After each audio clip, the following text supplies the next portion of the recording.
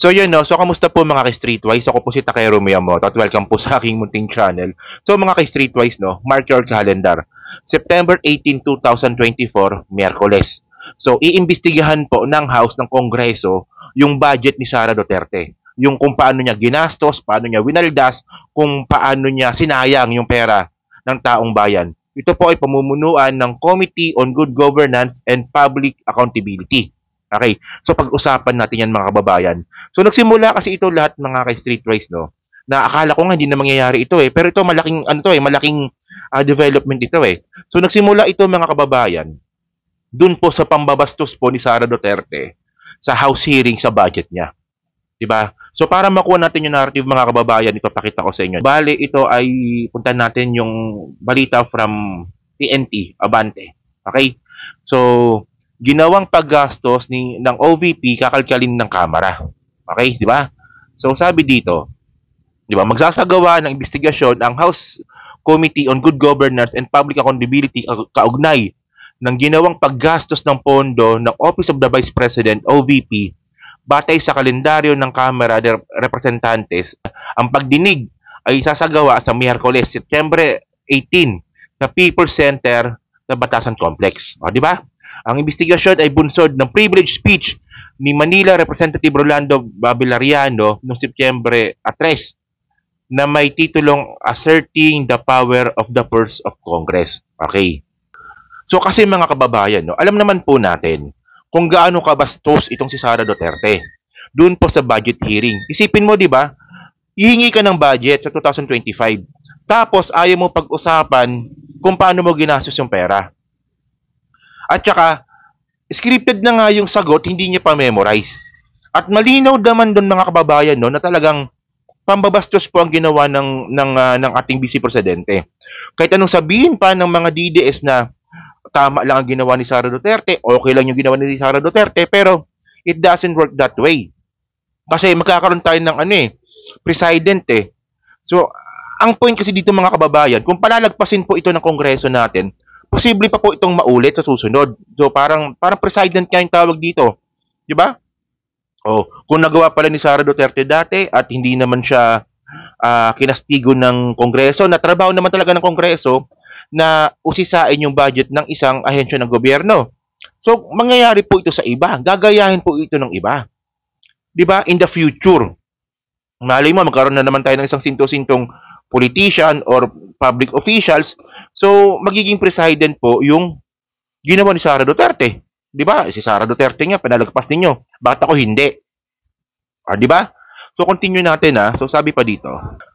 Okay, ang investigasyon ay bunsod. Okay, nabasa na natin yan. Tapos sabi pa dito, baba natin. Sa naturang privilege speech, kinundina ni Villarreano ang hindi umanong magandang inaasal ni Vice Presidente Sara Duterte sa budget briefing noong Agosto 27 para sa panukalang 2.037 billion pondo para sa OVP. Oh, di ba? Hingi ka ng pondo ng 2 billion tapos bastos ka magsalita.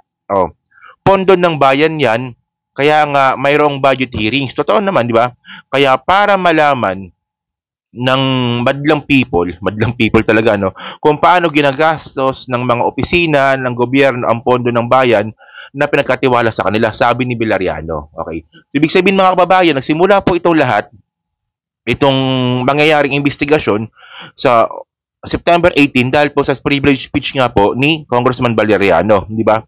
Ngunit dito nakarang linggo, nilantad ni Vice Presidente ang kanyang hindi kagandahang asal at kawalan ng respeto sa ating saligang batas at demokratikong republika. Okay.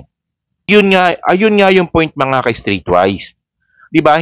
Actually ako talaga nagdududa na po talaga ako kung totoo ba talagang nakapasa ng bar si Sara Duterte.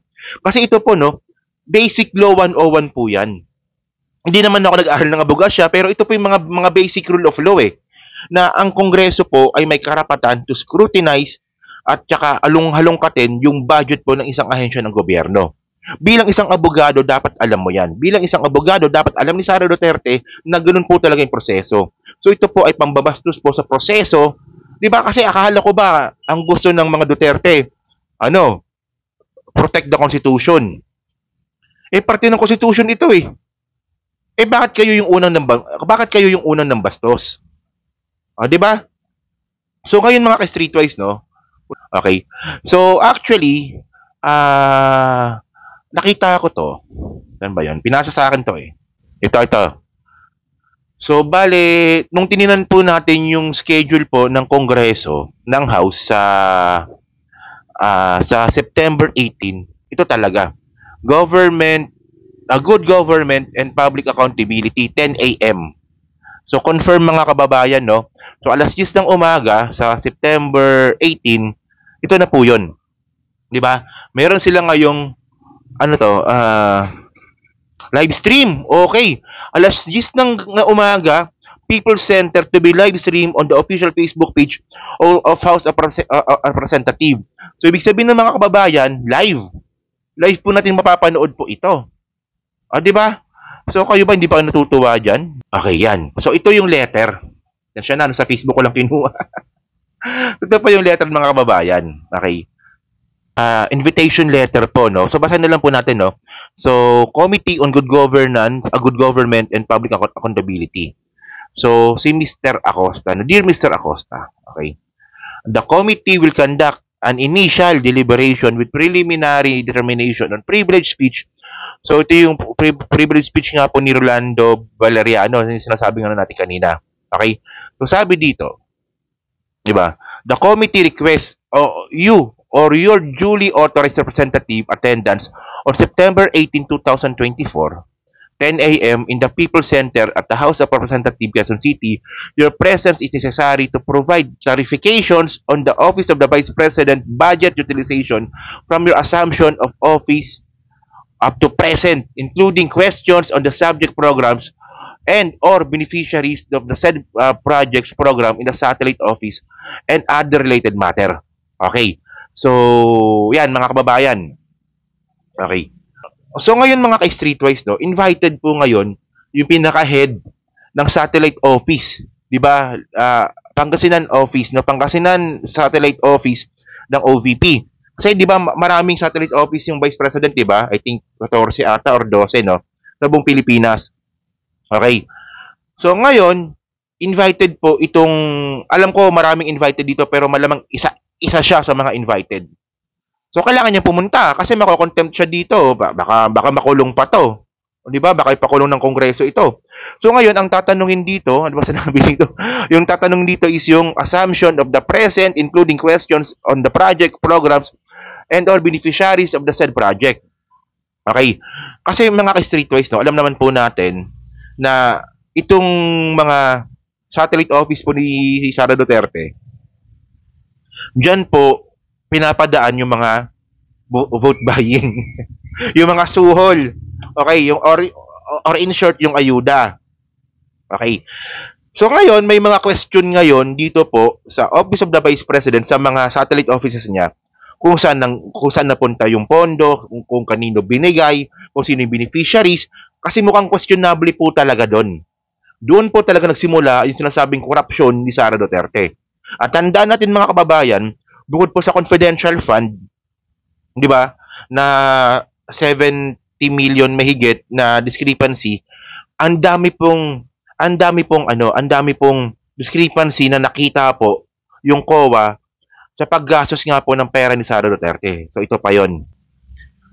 So ito galing ito sa ABS-CBN. Okay, lakihan natin. So sabi dito, COA gave DepEd an modified opinion in 2023 audit report Angara. Okay. So actually may mga DDS daw itong si Tio Moreno, ito tarantado to no. Iniba niya yung ibig sabihin ng unmodified opinion na yan. So ngayon mga kababayan, no, makita natin dito. May 200 billion yung deficiency ni Sara Duterte. Okay, hanapin natin . So yan mga kababayan, no. During the hearing, Senate Deputy Minority Leader Rizon Tavero cited COA's annual audit report on DepEd noting over 229 billion in accounting deficiencies. Sa DepEd pa lang to mga kababayan. Di ba?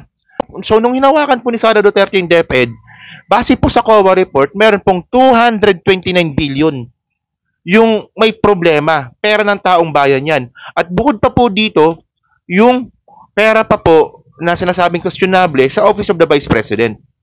So, in point mga kababayan, kung hindi po talaga ito ma-explain ni Sara Duterte, Makati talaga yung kamay ng babae na to. Tapos gusto niyo pa maging presidente? 'Di ba? So ngayon mga kababayan, no, ang gusto ko lang i-request po sa inyo mga streetwise, no, abangan po natin 'to. 'Di ba? Kung wala naman tayong ginagawa sa Miyerkules, kung tayo naman po ay may oras, panoorin po natin 'to, itong hearing na mangyayari po sa pag-imbestiga kung paano ginastos ni Sara Duterte yung pera niya. Kasi malay nyo naman, 'di ba? Baka mamaya binubullshit lang tayo ng mga congressman. And actually mga kababayan, sino ba yung nagbigay ng request dito? Okay. So bali po sa letter po na nakita natin, ang Joel Chua, ay no, nakalagay sa baba, no? Very truly yours, Congressman Joel Chua. So siya po yung chairperson po ng committee po na mag-iimbestiga. Naku, yari ka dito, Sara Duterte, kaaway mo pa naman to. Dito po sa Committee on Good Governance and Public Accountability. Si Joel Chua po, no, siya po yung congressman from Manila. So, isa po siya sa matinding kritiko po ni Sara Duterte. At siya rin po yung mag-iimbestiga dyan po kung paano ginastos ni Sara Duterte yung pera ng taong bayan na sinasabi nga po na sa DepEd merong 220 billion pesos na discrepancies, tapos yung 73 million po sa Office of the Vice President. Di ba? So ngayon mga kababayan, no, ano nga po masasabi nyo nga po dito? Kayo ba, pabor ba kayo dito na imbestigahan si Sara Duterte ng mga congressman? Kasi isang committee po ito eh. Hindi lang si Joel Chua yung hahawak po ng hearing na yan, ng investigasyon po na yan. Isang buong committee po ito ng mga congressman. So, ngayon mga kababayan, mga ka-streetwise, no, lakayan natin para makita natin, no. So, unang-una, yung chairman pala nito ay si Robes, no? Florida Robes, okay? So, sino pa ba? Si Abante nandun. Si Benny Abante pala nandun. 'Di ba? Tapos si Johnny Pimentel nandun din. Diyos ko ka, patay ka dito, Sara Duterte. Tapos si Roberto Uy nandun din. Naku, si Marcoleta nandun. Patay tayo dito, nandun si Marcoleta. Okay? Tapos sino pa ba mga kilala natin dito? Okay, wala na akong kilala masyado. So, yun ang malinaw dito.